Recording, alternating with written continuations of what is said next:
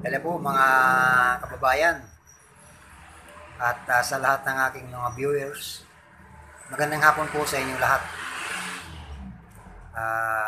Ngayon po ay araw ng Huwebes, Setyembre 21, 2023. Ngayon po ay anniversary ng pagkakadeklara ng martial law sa ating bansa. Muli na naman po akong tatalakay at magkukontra komentaryo doon sa mga pahayag ni Ginoong Epifanio Labrador sa kanyang uploaded video sa kanyang YouTube channel. Ito po ay may pinamagatang pag-usapan po natin ang mga dapat pang malaman tungkol sa INC. Doon ay tumalakay siya ng iba't ibang issue at mga pagbato ng hindi magagandang pakinggan o pag-uugali. Katulad ng tinawag niya ang mga iglesia ni Cristo na delikado daw di umano ang mga kaanim na sa iglesia ni Cristo dahil ito daw ay parang mafia. At ang mga iglesia ni Cristo daw ay mamamatay tao. At ang naging dahilan daw pa nung mga nakaluklok ngayon na mga halal na opisyal na inihalal ng Iglesia ni Cristo ay mga kurap.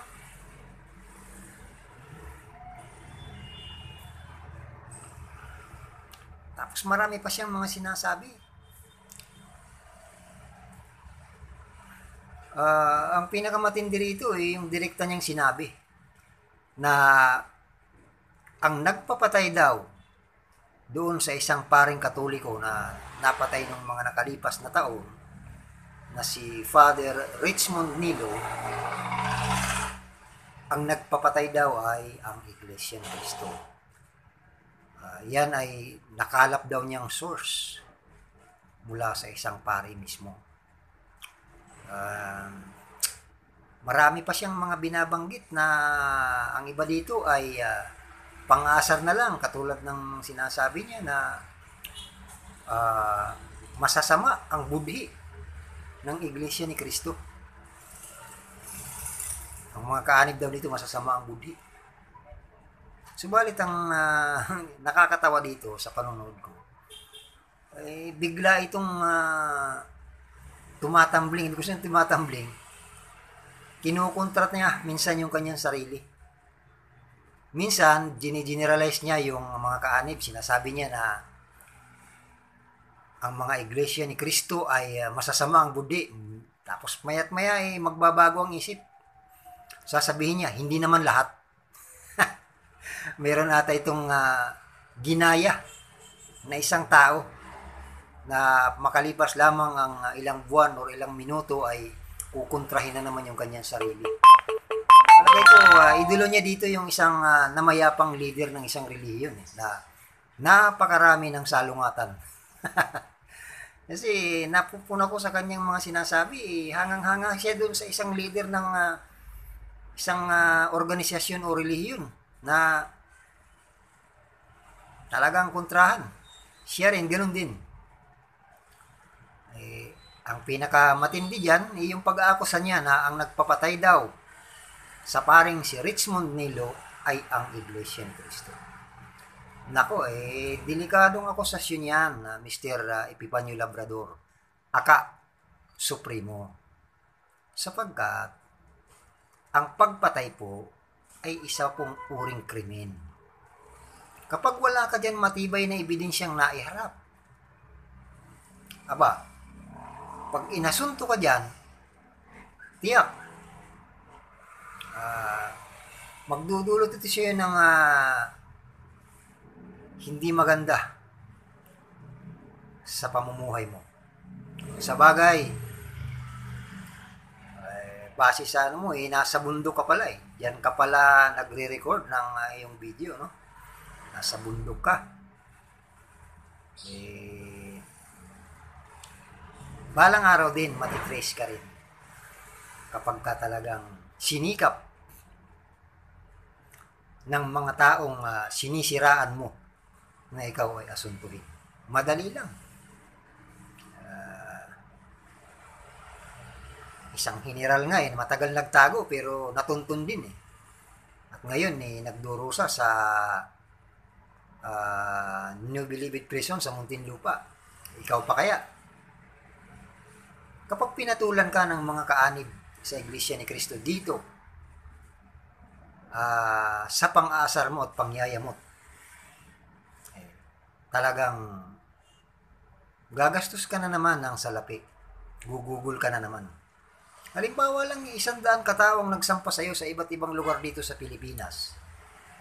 Ay ibig kapag sinampahan ka ng kaso nito, kinakailangan mong daluhan yun. Bawat lugar. Siyempre, kinakailangan mo ng panggastos. Yung pinansyal na pangangailangan. Halimbawa, nasampahan ka sa Mindanao, andito ka sa Maynila, pupunta ka doon sapagkat dadaluhan mo yung sumon na ipinadala sa iyo ng hukuman. At yan, kapag naiakit sa korte yung kasong isasampa kung sakasakali sa prosecutor's office at nadetermina ng prosecutor's office na ito'y karapat-dapat iakyat sa hukuman, doon lilitisin ka. At kapag ikaw ay napatunayang nagkasala sa iyong pang-aasar, ikaw ay mahaharap sa kasong unjust vexation. Ano ba itong unjust vexation na tinatawag sa Article 287 ng Revised Penal Code?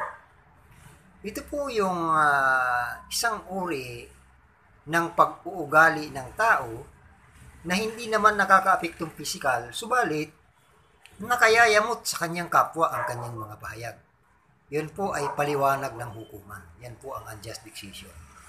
At ito ay kabilang doon sa tinatawag na any other coercion or unjust vexation na may parusang pagkakabilanggo at multa. Ang pagkakabilanggo nito ay mababa lang naman. Mula 1 araw hanggang 30 araw. Ang multa naman, mula 1,000 hanggang 40,000. Halimbawa, guilty ka sa kasong unjust vexation na itinatadhana ng Revised Penal Code. Guilty ka at hinatulan ka ng judge ng makulong ng 30 days at magmulta ng 40,000. Yun po yung pinakamataas na multa at yung pinakamataas naman na kulong ay 30 days.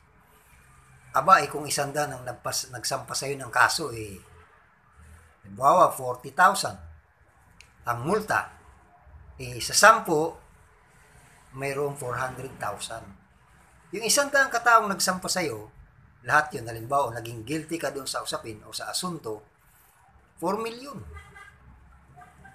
Kung sa bagay, habang dinidinig yung kasong yun, mayroon ka namang karapatan ulit na magpiyansa, maghain ng petition for bail for temporary liberty. Pansamantalang paglaya habang dinidinig ang iyong kaso. Dito naman sa pag-aakusa mo na mamamatay tao ang mga Iglesia ni Cristo, kasama na yun dun sa isasampang kaso na isang uri ng pang-aasar, wala ka namang katibayan, at yung direktang pag-akusa mo, na sinabi mo na ang nagpapatay sa paring si Richmond Nilo, ay ang Iglesia ni Cristo, diyan ay pinakamalaking usapin yan. At yan ay bahala na dyan ang mga kaanib at ang pamamahala sa Iglesia. Wish ko lang na hindi ka patulan ng mga kaanib. Kasi kung nanonood ako sa YouTube channel mo, sa mga programa mo tungkol sa Iglesia ni Cristo, kinukontent mo, nakakatawa na lang Dito nga sa video mo na pinamagatang pag-usapan po natin ang mga dapat pang malaman tungkol sa INC, dito bigla kang naging malambot Akala ko matapang ka at tunay na lalaki. Dito bigla kang nadulas eh. Mukhang hindi ka tunay na lalaki. Biglang nag-iba yung boses mo eh. Parang nakopya mo yung leader ng isang relihiyon dyan eh. Pumanaw na. Na hindi pala tunay na lalaki. Kuhang-kuha mo yung kanyang estilo, pati yung pagbawi ng sinasabi. Sinabi mo na ang mga kaadib sa Iglesia ni Cristo ay masasama ang budi at mamamatay tao. Pero bigla ka na naman kumambi sa bandang huli, sabi, hindi naman lahat ng mga... Talaga naman, Mr. Epifanio Labrador, talagang kinukopya mo yata yung namayapang leader ng isang religion dyan. No? Sa bagay, wag na natin pag-usapan yun. Ang mahalaga dito ay yung tinatawag na kasong unjust vexation na pang-asar sa kapwa. Yun po, pinaliwanag ko kanina na sangayon sa korte, ang unjust vexation ay isang uri ng pag-uugali ng isang tao na hindi naman direktang physical. Subalit, ito po ay nakayayamot o nakakaasar. Pwede magsampa ang isang tao. Ano ang isang halimbawa na pang-asar? Katulad yan, tinawag ka ng kung ano-ano sa iyong pagkatao. Halimbawa, nakatira ka sa isang lugar, bigla na lang pinutol yung linya ng kuryente mo. Yan po ay isang halimbawa na matatawag na unjust vexation. Yan ay dapat mong pag-isipan, Ginoong Labrador. Ang gawin mo na lang, bago ka mag-upload ng inyong video, reviewin mo muna at talagang repasuhin mo yung mga sinasabi mong source mo, kung tunay ba. Dito sa mga uploaded video mo, wala kang preno. Wala man lang kalasa-lasa na ano. Kaya lang, pagka ito, pinatulang ka ng mga kaanib, kulungan ng bagsak mo. Kaya, sa mga viewers ko, ilalagay ko po dito sa aking Facebook account, sa ilalim ng text caption ko, ang link ng kanyang YouTube channel na may pamagat na gayang binanggit ko kanina. Maging doon sa aking YouTube channel ay ilalagay ko rin doon sa bahagi ng description section ang link ng kanyang video para mapanood niyo po. Baguhan lang po ako sa pagbablog, wala pa po akong ibang gamit, kaya wala pa akong may paririnig na audio o video para patunay. Kaya ang ginagawa ko na lang, umaasa na lang ako na mapanood nyo yun sa pamamagitan ng link na aking ilalagay sa dalawang platform na ito, yung Meta at saka YouTube channel. Kung gusto niyo pong panoorin yan, panoorin niyo po. Ang pinakamatindi ditong sinabi ni Ginoong Epifanio Labrador, Aka Supreme, tinawag niya ang tagapamahalang pangkalahatan na isang mongoloid. Aba, kung ang mga kaanib nga hindi man lang tumatawag ng kung ano-anong pag-aglahi o pang-insulto Ikaw, napakalakas ng loob mo tawaging mongoloid ang tagapamahalang pangkalahatan? Baka patulan ka dyan sa pamamagitan ng unjust vexation na kaso. Yun ay nakasalalay na yun sa tagapamahalang pangkalahatan at ang mga kaalib nito. Gawin mo na lang. Muli, nag-aanyaya ako. Hindi ako magsasawang mag-aanyaya sa iyo. Suriin mo muna ang Iglesia ni Cristo. Mapapanood mo naman sa mga platform, maging sa YouTube, Facebook, Twitter account, ang mga programa ng Iglesia ni Cristo na pag-aaral ng Ebanghelyo. Suriin mo na lang ang doktrina nito. At kapag kinaawaan ka ng Diyos, tawagin ka sa loob ng Iglesia ni Cristo at magkaroon ka ng pananampalataya, talagang hindi posibleng maging kaanib ka sa Iglesia ni Cristo. Welcome ka po, Ginoong Labrador. Alam mo naman, kaming mga kaanib sa Iglesia ni Cristo, tinuruan kami ng pag-ibig sa kapwa. Hanggat maaari, yun ang aming tungkulin, yung pag-ibig sa kapwa. Kaya nga nag-aanyaya kami sa mga pamamahayan, maging sa lokal na pamamahayag o sa tahanan o sa mga dako, inaanyayahan namin ng mga tao para makinig ng mga dalisay at tunay na aral na mula sa Biblia. Hanggang dito na lamang po muli. Magandang hapon na po sa inyong lahat. Sa susunod po uli ay gagawa po uli ako ng isang video at i-upload ko po ito sa Facebook at sa YouTube. Maraming salamat po.